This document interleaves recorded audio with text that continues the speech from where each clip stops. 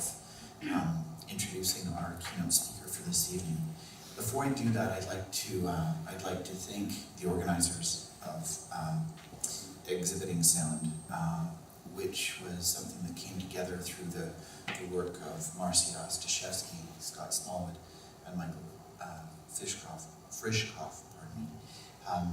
I was informed about it, the exhibition, in the early part of 2015, and invited to give some ideas about what we could do, and so it was a great privilege to work with Scott Smallwood in curating the small sound art show that we've got in the gallery, and hopefully we'll see that later this evening. And it's a distinct pleasure and not a little bit intimidating in introducing our keynote speaker this evening. For those who haven't been part of the proceedings through yesterday and today, it's been, I think, a really fertile discussion about what sound is and how it can be exhibited in its various forms. And I'd like to thank all the participants for sharing their expertise and their ideas and their questions, because I think those are sometimes the most important part of a gathering like this. Our keynote speaker tonight has traveled a fair ways, and we're grateful to have her at the table. Barbara London is a curator and a writer who's based in New York. She has a long and an important career in supporting and promoting and bringing novel works into the collection of the Museum of Modern Art.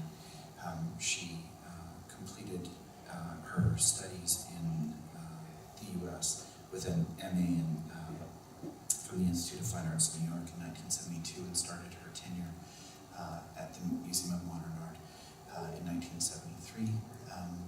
During her career there, she was involved in the production of over 200 exhibitions and the acquisition of more than 1,000 media artworks into the permanent collection of the museum. She organized one-person shows by some names that have gone on to become the canon for media arts.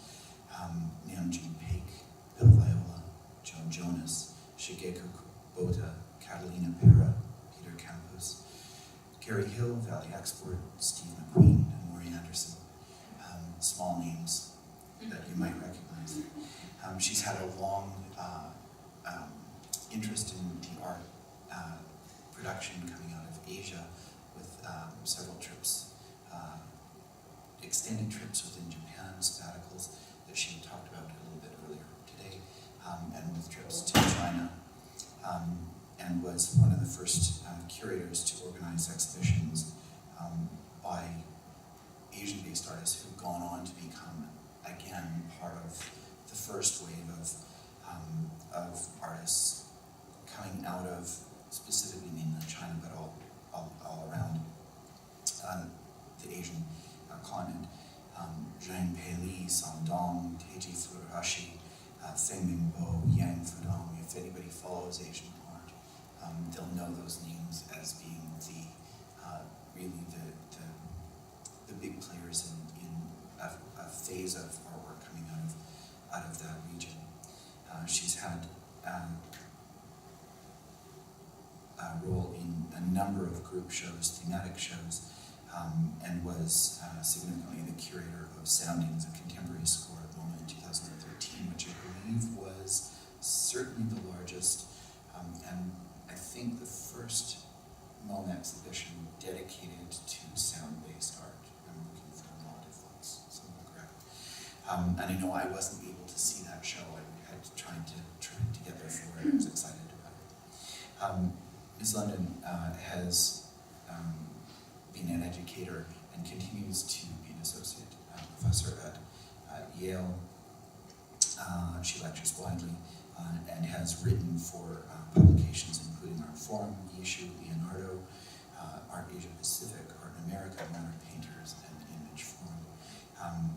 It's a great pleasure to have Ms. London here in Edmonton to talk with us and to give us her view of a very still somewhat marginal part of visual art culture, but she's been at the center of it right from early days, and so it's exciting to have her speak with us. Ms. London.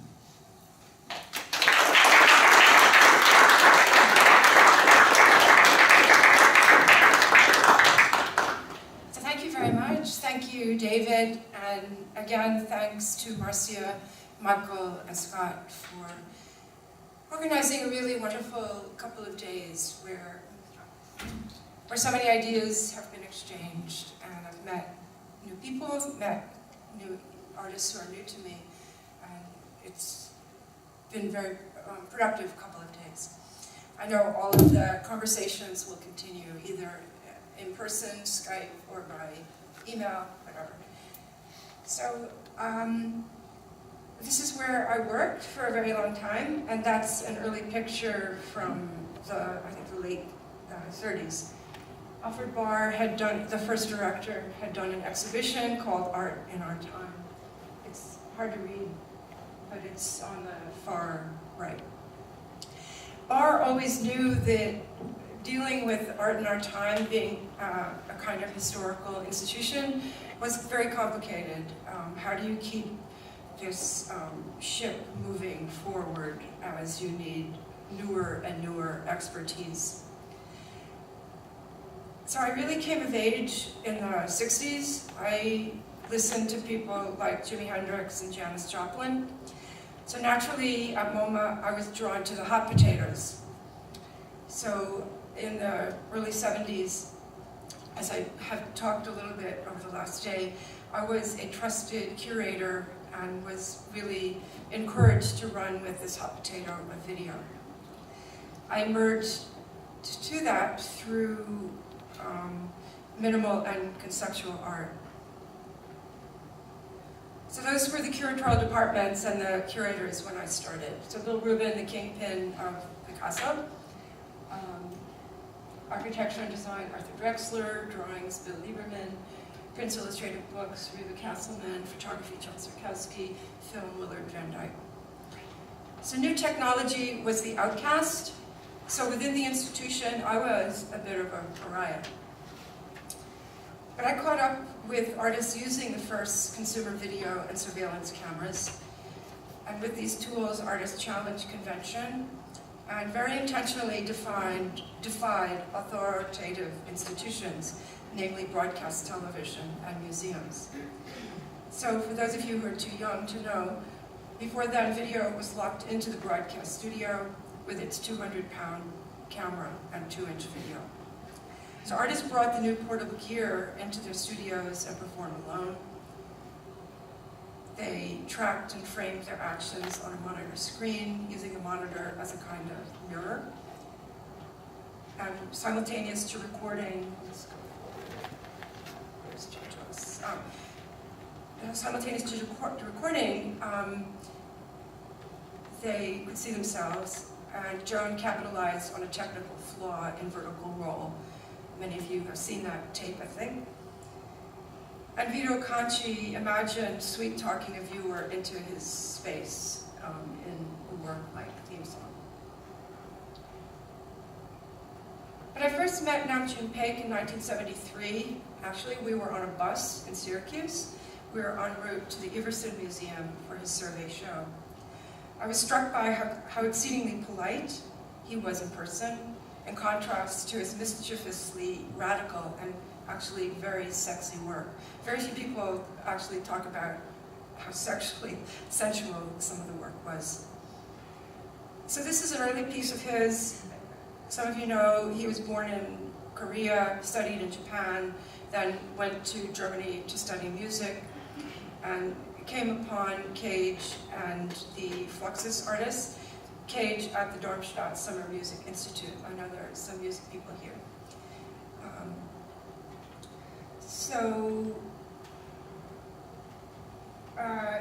This is an early sound piece I'd like to show because Paik, before he left Germany, was doing work. He didn't just trick out TV sets. He worked with ordinary objects and created these sound pieces. So you can imagine this hanging in his then dealer in Wuppertal's space. So it's all kinds of weird everyday objects, and you would have been able to go up to it and knock them around. The same way we were enjoying the wind chimes an hour earlier.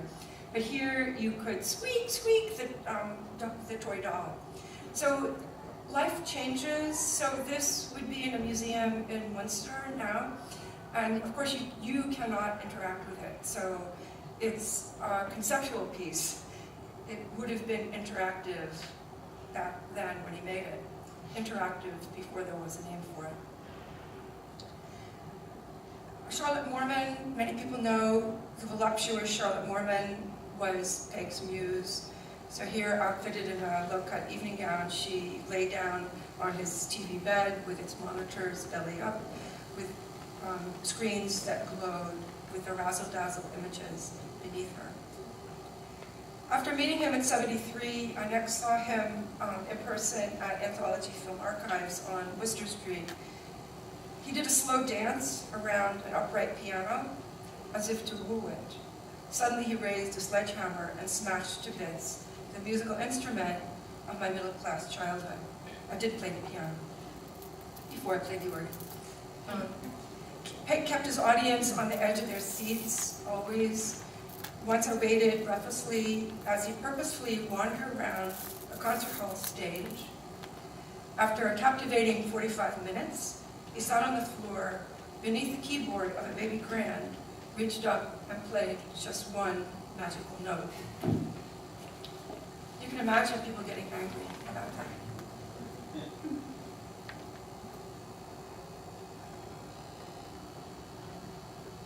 That's the wonderful Steina artists who co-founded with Woody Veselka the Kitchen, and certainly Peg was around the Kitchen, and Steina, a wonderful artist. If you haven't seen Violin Power, she herself tricked out her violin, and Woody had it connected to the TV. It was image processing, and so her bowing manipulated and altered the images.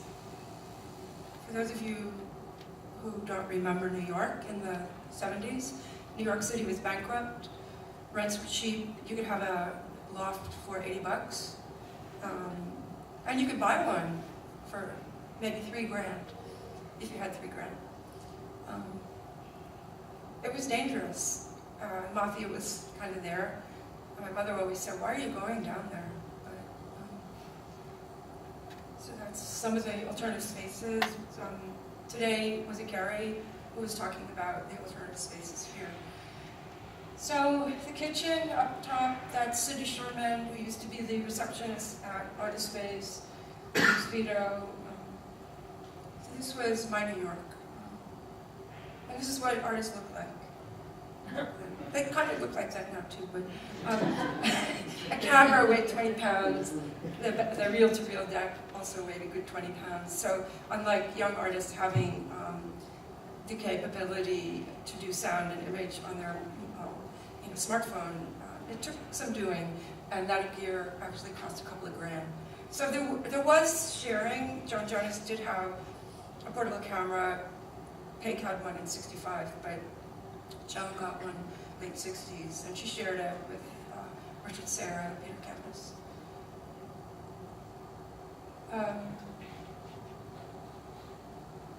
I hung around all kinds of music venues. To me, music was very important. All kinds of music, but opera, but also what was going on at Max's Kansas City. A joke that I wasn't among the chosen few. If you hung around Max's, they would let you in the back room finally, but that's where Warhol hung out.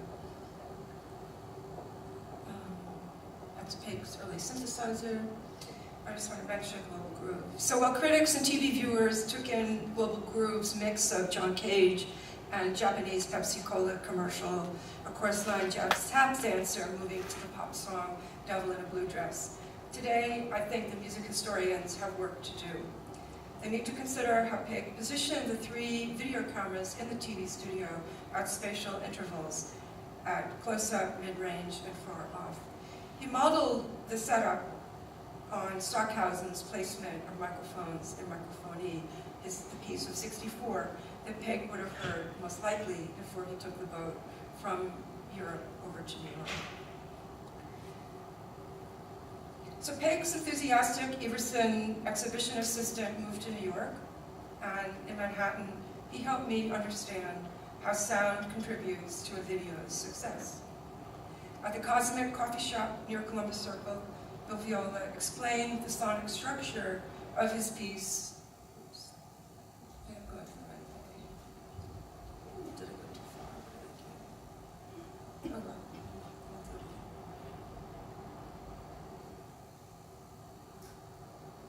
I guess I somehow cut Bill Viola out of this. No, I'll go back to Laurie. Sorry. So Bill talked with me about the sonic structure of Space Between the Teeth. It's a piece that maybe you can find on YouTube, or maybe you have it in your library in the art school. It's a tape he then was editing for compilation, organized much the way a vocalist arranged songs on a new LP. So Viola's Space Between the Teeth opens with him seated in a big easy chair beside a tall floor lamp and the seemingly normal interior. He stares intently at the viewer. After minutes, he suddenly screams at the top of his lungs. The camera then zooms quickly backwards down a long corridor. He repeats this thrust of the near, intimate, to the distant, and the sound of the voice in shorter and shorter intervals that build from the rock crescendo into silence. It reverses space almost like a sock. When you take your sock off at night, it almost turns inside out and it becomes a kitchen where he quietly washes dishes and the focus is on a spigot of water. So a few months later, after I talked a lot with him about Space Between the Teeth, I was lucky to introduce his He Weeps for You at MoMA.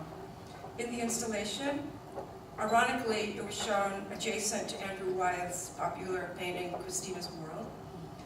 A color video camera captures a drop of water as it slowly emerges from a copper pipe. The camera connected to a video projector that displays the swelling drop on a large screen, as you can see in the rear. That drop acts as a fisheye lens, revealing an image of the room and those within it, you, the viewer. So as it grows gradually in size, the swelling in surface tension, the drop fills the screen, and then it suddenly falls out of the picture with a very loud, resonant boom. And it's heard as the drop crashes on the little drum, which is amplified. So the sound reverberates in this finely tuned environment. And that's what Bill called his pieces then, finely tuned environments, because the camera had to be in the perfect position, the sonic equipment had to be in the perfect place, the little light as you entered had to be perfect. So there I was, this junior curator, working my butt off to keep it all intact, to keep it so that it was exactly the way it should be. So to me it was as insanely difficult to maintain as a Stradivarius. Those of you who play violin know it takes a lot of tuning. And I'm going to give you a little anecdote. In an evening news broadcast at the same time, a reporter noted, "I'm sitting on the floor at the Museum of Modern Art beside a leaking faucet." Then, kabam, the drop fell. So I learned that inanity, like that stupid reporter, was better than no coverage at all. So sometimes we have to say, the inches of ink, that's good. So Viola's friend was Laurie Anderson, who had a very different approach to sound and image. So in 1976, when she performed at MoMA, she arrived with her Super 8 film, missing her soundtrack. So it was one of the first times she performed live in front of her film image of a fluttering curtain.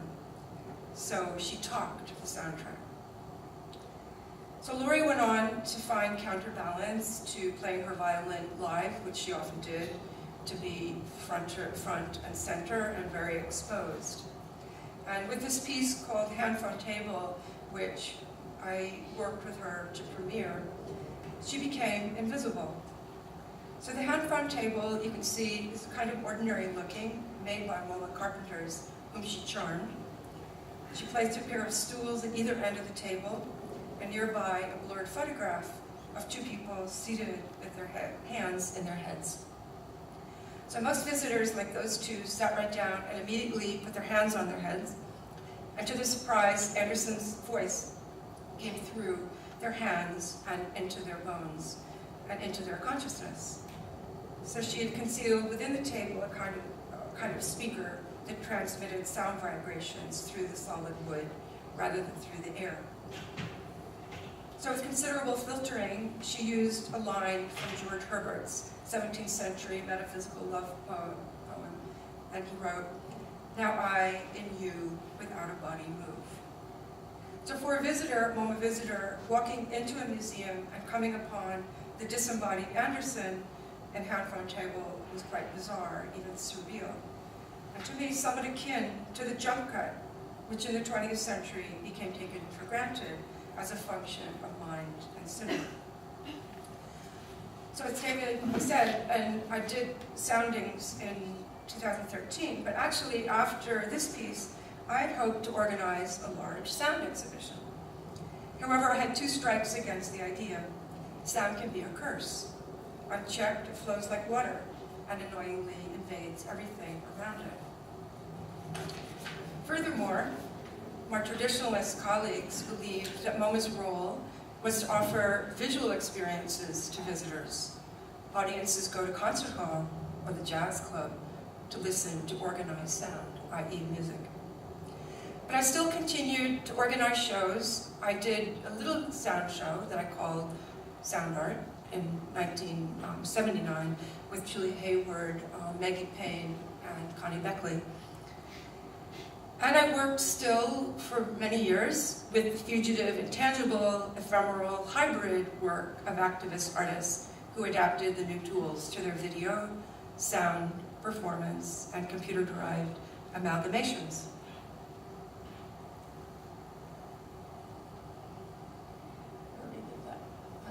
That was, I always like to also add that Bill Viola's lineage really went Cage to David Tudor to Bill. And that's where the tuned environment, I think, really came from. Some of you, I think, have heard Rainforest, the Tudor piece where he has amplified different ordinary kind of found metal objects. It could be box springs, could be an oil can, a big oil drum. So for me, video, sound, and music are very interconnected. In 1985, MoMA went through a big renovation in 1984, and in 1985, I did a show called Music Video, the Industry and Its Fringes.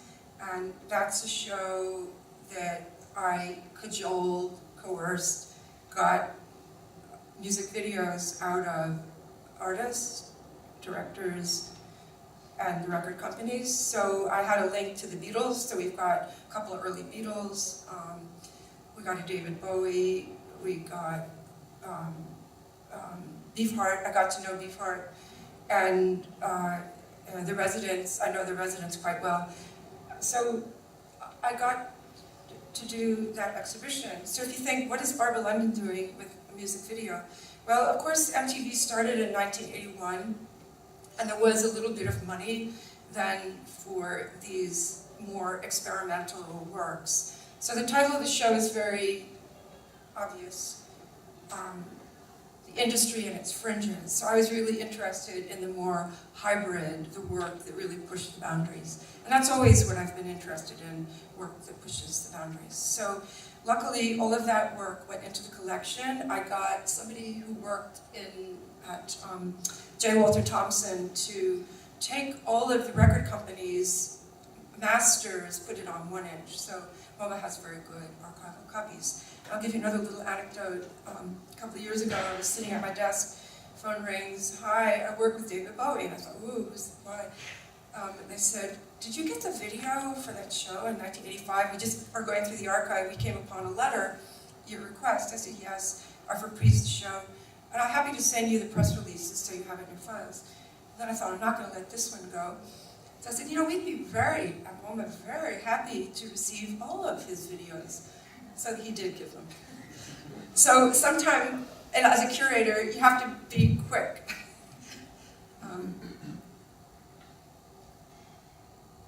So also I got to know Pipilotti, as I've said earlier today, I got to know some of these artists like Peg really early. I got to know Pipilotti. She was still in art school also, and I'll just maybe play a little clip before I run the sound clip. So Pipilotti went to art school. She was in a rock band, girl band, all girl, and so they were called les Reines Prochaines, Future Queens. And she didn't like to perform. She was always doing the back end stuff. But I met her because I was on a jury in Switzerland for one of the Swiss video festivals, and she got first prize. But I'll just show you this. How many of you have seen Pipilotti's work? How many of you have seen this work? I'm not the girl who misses lunch. Maybe we'll just run the sound file. I'm not the girl who misses much. I'm not the girl who misses much.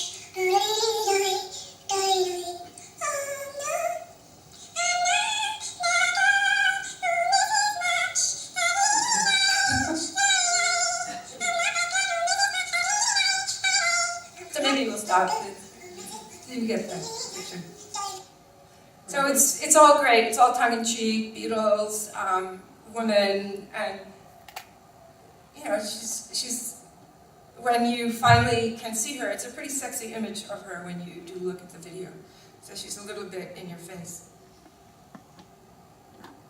I was happy that one of the MoMA trustees gave this piece her Everest overall, where it's 2 projections. It was shown at the Venice Biennial in 1997. Right in a corner, the 2 projections. So some of you have probably seen it. So it's not Pipilotti. It's a woman walking down an ordinary street with what looks like a flower, but of course it's metal. And the woman is smashing car windows, and a female cop comes along. And you think, oh, going to be trouble? And the cop just goes. And next to it, in the projection, are the real flowers, like the metal one that she's holding. And the soundtrack is quite strong. So, continuing to tell you a little bit about my interest in contemporary practice, I did a series called Looking at Music, and this is the 2nd iteration. I did 3 of them. I looked at the 60s, 70s, 70s, 80s, 80s, 90s, and I was really interested in the influence of music on visual practice. Many people have had a foot in music, as they've also done visual art, where they've collaborated. Laurie Anderson did the words for the title wall here. I went in. This was in the MoMA Media Gallery, and it had to be collection. Luckily, we had Patti Smith's self-portrait down in the drawing department on the bottom right. I wanted Mapplethorpe's portrait of her, so I did that by having the Horses album, which we have a vintage one, somebody gave it. I got to know Richard Hell, and I got 5 rock photographers to give their photos, because it had to be collection. I had to get the library to accept these photos because the photography department didn't want them. And I knew they wouldn't want them. But if ever you come to MoMA and do research, Mylon Houston is an incredible librarian, and he always would buy almost anything I wanted or needed, and he does that for most of his curators, and he accepted these photos. I'd gotten in Frankie Teardrop, which is a wonderful music video. Paul Doherty edited, Walter Robinson did in '78. Glenn O'Brien, some of you might know, he's a writer. He was one of the first editors of the Warhol magazine, what's it called? Not Vanity Fair, what's it called? Interview, yeah. So Glenn O'Brien's an interesting character. That he, at that time in the upper left, cable was new in New York, and in the early 80s, late 70s. And artists got a public access in New York and did programs. So Glenn O'Brien did TV Party, and he would have, this is, I think, my brain's dead. He got all kinds of rock people to come in and fashion people. It's quite a scene. I was looking at music 3.0. I got 3 people to do posters that were sold in the MoMA bookstore, Say Adams, Kim Gordon, and Kathleen Hanna from Le Tigre. And I used a lot of what was relevant from my music video show. So there you've got Grace Jones, Kenny Sharp. I used the Kraftwerk album front on because most people don't realize how influential Kraftwerk was, both for the hip-hop guys and for people like David Byrne. I'm sure some of you know. I worked a lot, I had a lot of fun with our exhibition designer doing a very un-MoMA looking installation with color on walls.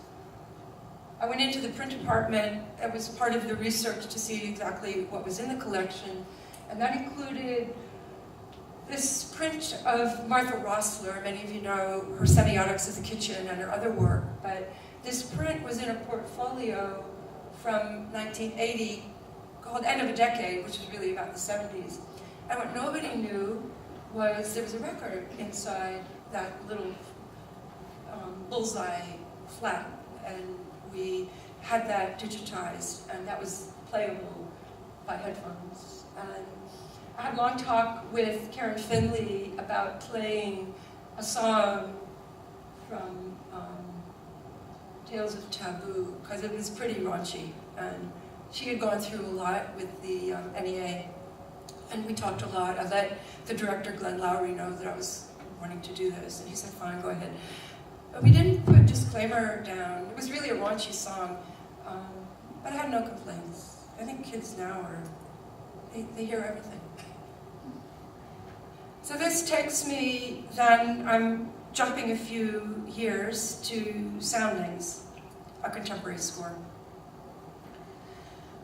So earlier today, someone mentioned or said over lunch, is sound like the Wild West? Well, it's, I think, quite open indeed. The landscape has certainly changed since I did Laurie Anderson's hand-phone table. Personal devices have gone from boomboxes and audio cassettes to CDs to then digital files deliverable to our smartphones. And recording and editing and sharing are miniaturized. And we've had talks over the last couple of days about how good and bad that sound quality is. And speaker systems are much more directional and refined. So sound art is now discussed and analyzed in books and in PhD thesis. So Soundings opened in 2013. It was really 2 years in the planning. And it was the realization of this dream that had begun in 1979 to do a show of work by younger artists. So I stuck to that. I didn't show the work of older artists. And as soon as I got the green light for the show, I followed my usual research methods. I sorted through multitudinous bits of information, pored over articles, read blogs. I amassed a lot of files. Virtually, I filled a shelf of catalogs and 3 bulging 3-ring binders. So I read, I listened, I attended performances in and out of town, kept my ear to the ground, made new discoveries in North and South America, Japan, Korea, England, Europe, from west to east, and Scandinavia. There I was interested and curious about goth and noise, and nobody could really answer it when I was asking. There are, I think, a couple of reasons. But it was composer Ryuichi Sakamoto, when he stopped by to discuss his ecologically minded triennial that he was planning for Sapporo, where sound would dominate. And he really encouraged me to hold to my cardinal rule that no selected work in soundings would require headphones. So now that we have earbuds, everybody, good or bad, the quality, they're out on the street. So everybody's their own DJ, engrossed in the soundtrack to their life. So to me, it would be superfluous for someone to enter a museum and listen to an artwork privately through headphones. And as we've already talked today, we are really interested, I think, in the more of the group experience. I wanted visitors to the exhibition to pause, to stop, to listen, rather than to simply hear. I wanted the show to have very different textures and not be simply dark environments. I'm just going to give an anecdote. Ironically, about 6 months before my checklist was even released to the press, one theorist testily and incorrectly surmised that all of the selected work would be visual, fitting a visual conventional museum. So conceptual sound is certainly one tributary of sound art, and I did address it. A day before the show opened to the public, a New York Times critic, whose regular Beatles music, lamented the show's lack of noise work in the manner of Yoko Ono's screams. And to me, that ink was fine. I got notice for the show. But this, to me, a paradoxical review reflected the writer's senior citizen age and his nostalgia. So he wanted Yoko, and Yoko has already been at MoMA, and you don't need Yoko and clones. So I really thought a lot about noise, and when I come up to it, I'll explain. My only limitation was space, and that's the parameters of the designated galleries. I really worked those 2 years with a team of designers and engineers to position and contain the sonic environments of the work I selected. So my conundrums, how to get an audience to stay with the work, especially non-visual work, how to get an audience to really listen. And as I talked earlier, I think yesterday or today, museum visitors now blitz through snapping pictures and selfies and go through bip, bip, bip, bip. So I also wanted to warm up a cool environment. Many people find MoMA to be quite cool. I wanted to design comfortable spaces where people would pause, even linger. I managed to extend the show out into adjacent spaces. So this is the work of Sergei Cherpnin, and it is outside the gallery proper. It's near a space where normally there are really soft, comfy seats for the visitor, but here they have a New York subway bench. And Sergei used bone conduction, which is what Laurie did with the headphone table. So my husband said, you fried the buns off everybody who sat down. Well, no, your butt wasn't fried, but Sergei did field recording in a way of MoMA space, and then made a composition that you heard when you sat down on the subway bench. And I talked with our legal and everybody. If you had a pacemaker, we did say there is electrical, but it really did not affect pacemakers. Some of you might be interested from Paris, some of you have heard the work. So this is, I think, over 1,000 wooden speakers, where it's 1-bit sound. Each speaker has a processor behind it. So as you walked down that corridor, you heard his composition. I found I had to really maintain this piece. People's hair got in it. You never know what you're going to have to do with a piece. So we had to, like, what do you call it, tweezers, pull out all the hair, because they got so close. So maybe we'll run the quick file of this sound piece.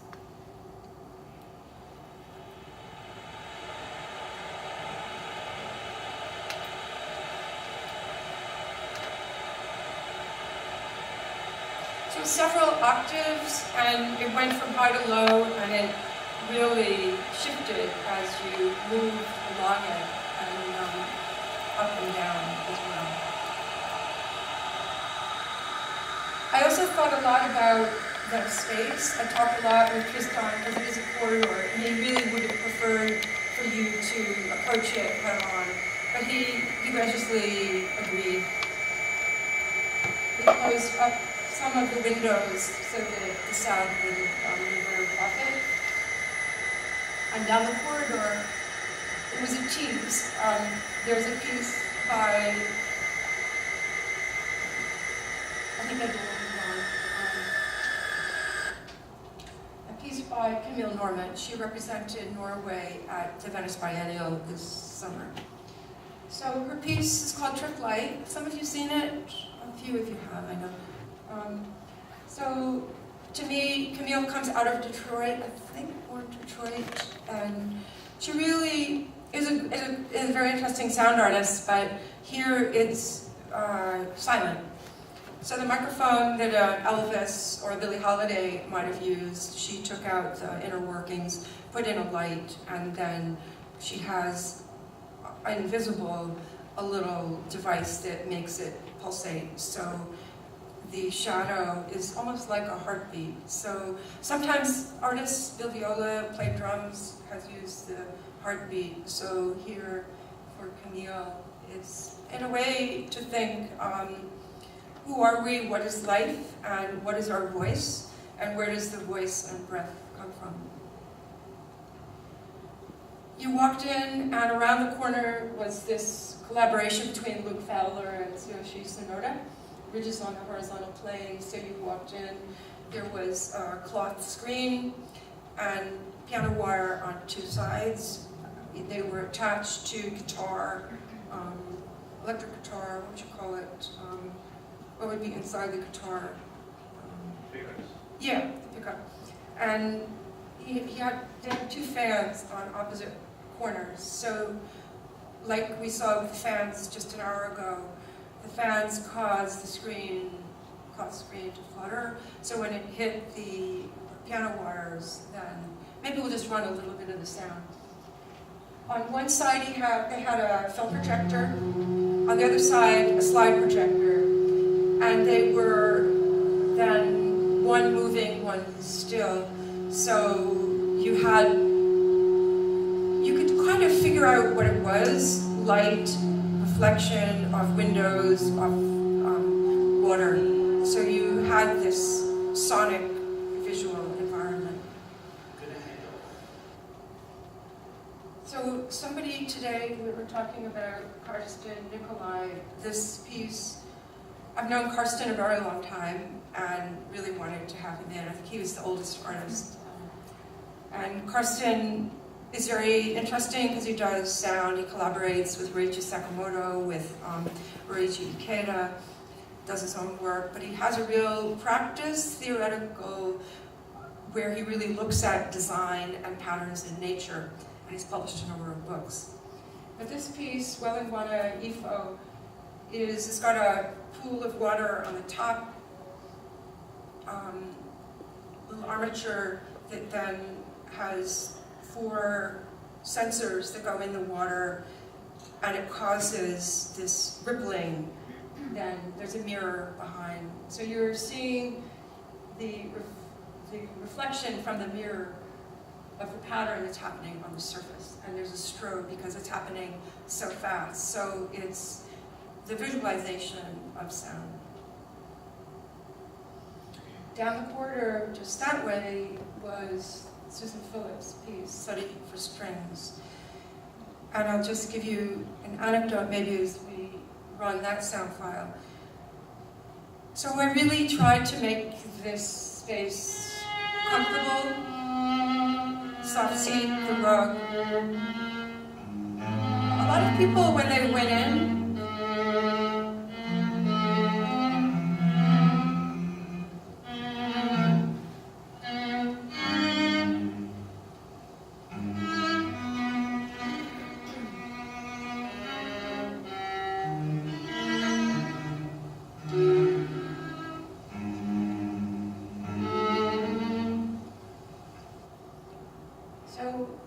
curious. A lot of people, when they went in, it was comfortable. They might sit on the seat. But when the Philharmonic came through, there was a whole little group of them very interested in this show. They went right up to the speakers. It was really interesting what happens with either people are afraid or they're visual and they think, oh, it's just the speakers, but the Philharmonic musicians, they went right up and listened to every single speaker. It was quite interesting. So a lot of information on this piece is available at MoMA with the web team. I did a very big, very rich website, so you can go and get all of the background on this piece and all of the other pieces. So underneath that carpet were copper wires so that people who were hard of hearing could hear this distillation of the stereo, which you just heard. So Susan did a special stereo for the people who are hearing impaired, and it was then, that's what's up on the web as well. But if you were in the gallery, you would have heard 1, 2, the 8 channels.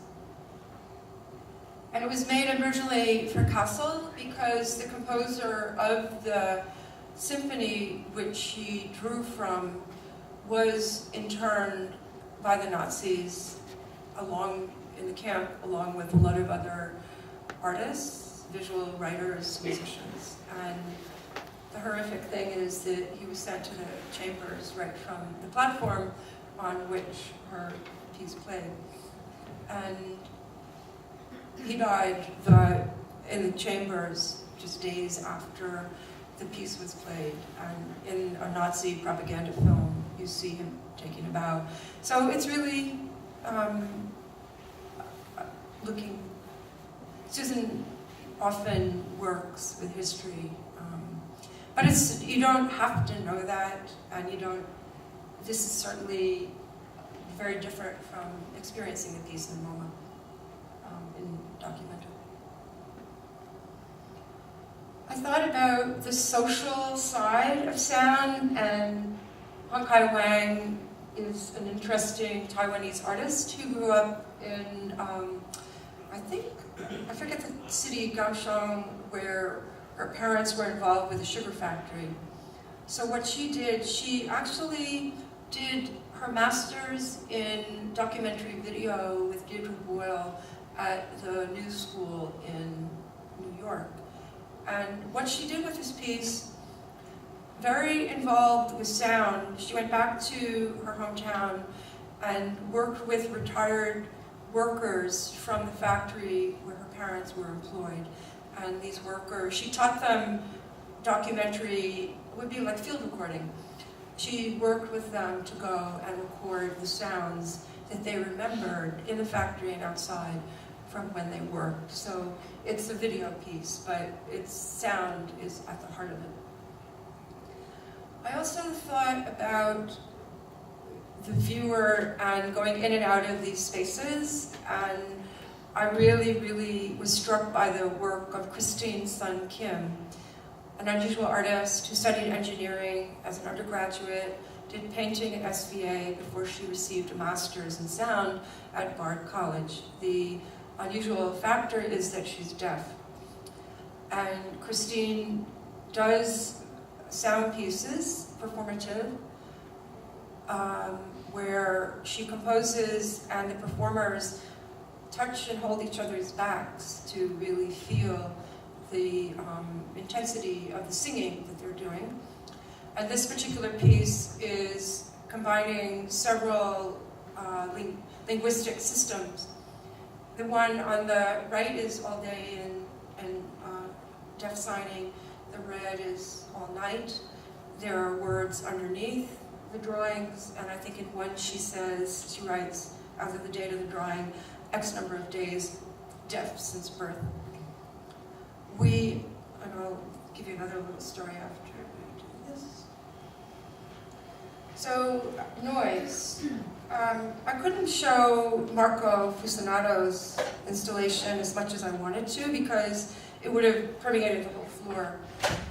So instead, I included his drawings series out of Xenakis's composition. So what Marco did in this series, and he's done quite a few composers who are deceased of the 20th century, people who were monumental in affecting music in the 20th century. And what he did was he took a score and he reproduced it, and then he took a center point and he drew lines from every note on the page to the center. Of course, it took him months and months to do each one. So you look at that, it's a very conceptual work, and you would never hear every note of a composition played all at once, but it's him thinking of the magnitude of Xenakis, and it's a beautiful drawing. And it's very much connected to his work as noise. Harun Mirza, his piece, Framed for a Painting, he's used the decorative element of soundproofing on the left. There's indeed a Mondrian in the back, and it's got LED lights. It's got a little nice Danish desk, which inside contains the controllers that make the little bicycle light flash and then make the light flash and a kind of drone sound alternating. So I was very lucky that Ann Temkin agreed to lend. I have to do, at MoMA you do interdepartmental loans, so I had to do like a 3-page treatise to my colleague explaining what I wanted. And I had to do it very quickly because Harun all of a sudden decided he didn't want to show the other work that I selected. So, but luckily my colleague gave me the okay on like a day, which is unusual. But it was covered with a plexi glaze, but you could really feel the Mondrian. And during the run, foam turned to brown, which he didn't care. Richard Garrett, already been mentioned, as publisher of some records that our colleagues have released. Richard, born in Uruguay, lives in New York, and is a very interesting sound artist. Shows with, what's it called, Gallery Studio 10? Yeah. Studio 10 in Bushwood. And so this is a piece, all of this equipment he found on the street. So rock bands would have used that, the amplifier, the speakers, and the turntable he even found. And what he did was he flipped the turntable so that it's convex, and he's got a marble, and the poor little critter turns around all day long. And there's a, a microphone above it and a light. I thought the marble would get stolen the first day. Nobody stole it. It was nice because the sound, the driving sound, in a Sisyphean kind of way. Jakob Kierkegaard, interesting Danish artist, lives in Berlin, and Ion piece where he's really thinking of Alvin Lucier's piece, I Am in a Room, where Lucier records the room and then re-records the sound, and over and over and over it becomes the noise. But what Jakob did was he got dispensation to go into Chernobyl with all of the suits on, and went in and recorded in 3 or 4 different spaces that had, of course, been abandoned. So what he did was he recorded both the sound and the image as he was out of the room, 10 minutes worth, then went back in, rewound, and repeated. So the sound does what the Alvin Lucier did, but the image he torqued in the studio. So the visual becomes a little bit, it relates to how the sound is degrading. So in a way, to me, this is very ecological. It's making us remember not to forget about Chernobyl. And of course, up in Japan, we had another disaster. And that's a whole other story, what Japanese sound artists and visual artists are now doing after post-Fukushima, feeling that they were tricked by the government. Anyway, that's a whole other thing. So this is almost my last slide. Jana Winderen, very delicate composition, played through 16 speakers. It's an ambisonic environment. So a bit like what we had with our beautiful wind chimes, there were 16 in a kind of darkened space. You walked in, it was about 16 minutes long, the composition, and it would be stupid if I showed you the dark room. So I'm showing you a production shot. So Jana used her microphones, very sophisticated microphones, and dropped them into like the Arctic and other ocean bodies, and recorded underwater the sound of the fish with their mating calls. So who knew that fish call when they're mating? And it's not, it is ecological, but she doesn't beat you over the head with the thought that we're really doing horrible things in the ocean, which we are. All of the trawlers that divide the habitat of fish so they can't find each other for the mating. Or maybe the coast has changed slightly, so some fish, they do reverb. It goes and bounces off, and it's all going cockamamie, so it's hard for them. So the composition starts underwater, and you hear the fish calls, you hear different underwater sounds, like a few motors, and then you come up to the water surface, and you might hear her canoe oar going in the water. And then you come above ground, and you had bats, the sound that bats make, which is inaudible to us, but when it's slowed down, we can hear it. So you were underwater, came up, and even on the surface of the water, you had bug sounds, and in a way, the bugs are what the bats eat, and the bugs do the bats make their sonar so they don't hit a tree, but so that they can find the moving critter and have dinner. So Jana, we could play a little bit, and then. So she works with Tony Maya, a really, really interesting sound engineer in London. I went too fast.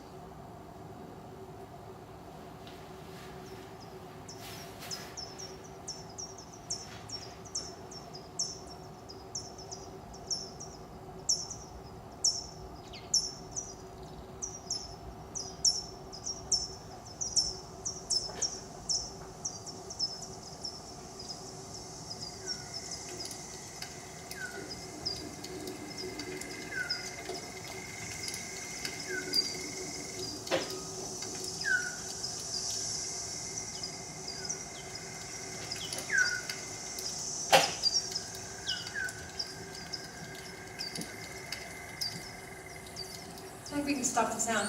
I think earlier today or yesterday revealed to some people that you never, like I tried to make these spaces as comfortable and commodious and the sound segregated so that you wouldn't have sound bleed. We did put soundproofing in the walls. I tried to have sound traps, which means, like you have to turn a corner for some of the works. So I would go down and check, and there were times I would find a nice little group of people listening to Jana's composition. Somebody might start to talk, and the other people would tell them to shut up. So there were people really seriously paying attention. I commandeered a couple of other spaces. I got, again, Ann Temkin, head of painting and sculpture, and my colleague in photography, head of that, and my colleagues to allow me to use the stairwell. To you, that sounds like a no-brainer, but it is a big brainer. I have to get everybody on board to agree that it's no skin off their throat or whatever it is. And they had to take paintings down, is what they had to do. So I had Florian Hecker, he and I had talked for months trying to figure out, I thought originally I would be able to use a different staircase, but I ended up getting access to this one. So he made a very particular piece for MoMA called affordance, and it's got 3 speakers. One is down on the landing below, and I think I have an image. So it's a really interesting digital, a composition that he made, 3 different channels, and with each one he's got an abstract composition that he made in his computer. So you could say it almost looks like Annie Albers or something, but it's very much a really beautiful piece, site-specific piece that Florian did. And the piece that I'm sadly lacking, I don't know, I think when I did this PowerPoint, Stephen Michello got locked out, but so Stephen, we had a bell for every minute playing in the MoMA garden, and it really was quite beautiful, because Stephen went around New York, recorded bells. There were bicycle bells, cat bells, church bells, Wall Street's bell. It was really, really beautiful, and people did pay attention. And again, I had to negotiate to get it in the garden, and I tried to get the fountains turned down, and no, I couldn't. So certain things are, unchangeable. So I'll just tell you a funny anecdote before next to the last slide. So the residents were in my early music video, The Industry and Its Fringes, and their freak show is just dynamite. They worked like 3 years on graphics, and I just was so heartsick that they couldn't upgrade it to the new technology, but we did play it on an old Mac in the Looking at Music 3.0. But I was really happy when the residents told me they were making an archival collection of all their work, and they were putting it in a refrigerator. And it cost, they told me they were selling it for like $100,000. It was like an immense amount of money. So luckily, somebody in the Midwest bought one. And then, because I've had this long connection with them, they gave storyboards to MoMA for some of the early music videos. So that's there, some of you who are residents, fiends, or scholars. But I'm very happy that this is in the MoMA collection. Refrigerator, it's the archive of the entire resident's career. So you've got an eyeball. So those of you who don't know them, go to their website. It's quite. So I'm just going to end with this because I think Lisa Rahana, because we've talked about First Nations people here. I met Lisa, I was invited to New Zealand a couple of years ago, and she told me about this piece that she made, invited to the Museum of Archaeology and Anthropology in Cambridge. Well, Lisa is a Maori and a very, very good artist.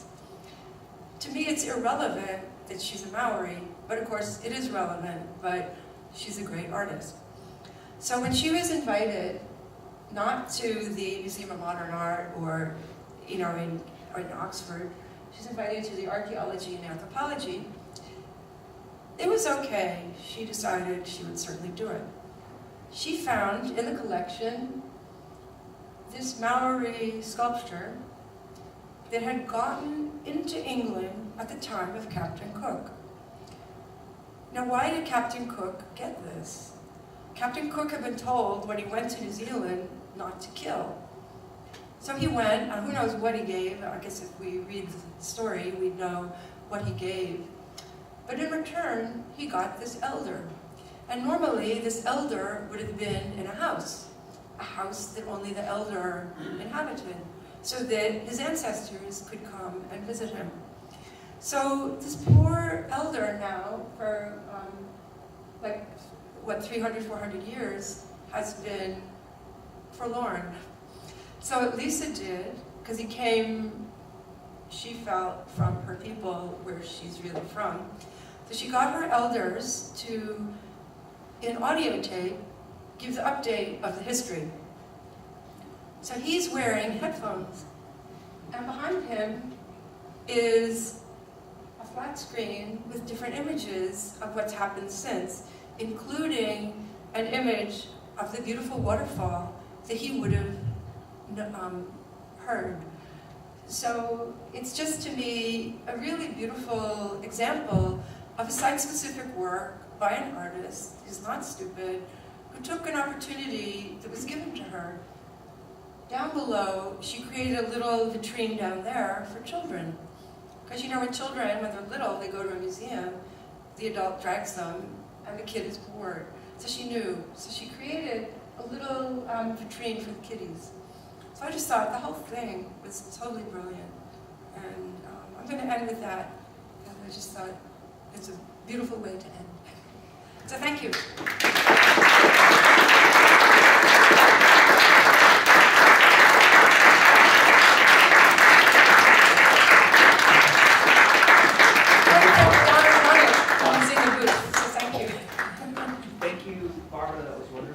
We are over time, so I think what I'm going to suggest is that we go out to the reception, and anyone is welcome to ask Barbara questions or have a larger conversation. And then at what time? 7? Meant to be 7:15, but it may have to be 7:30 now. Okay. What did you do performance? So around 7:30, 7:15, 7:30, somewhere around there will be the performance with John Stetson. Okay, wait. Here. Right here, yeah, right here. We'll call people back. Yeah, so thank you.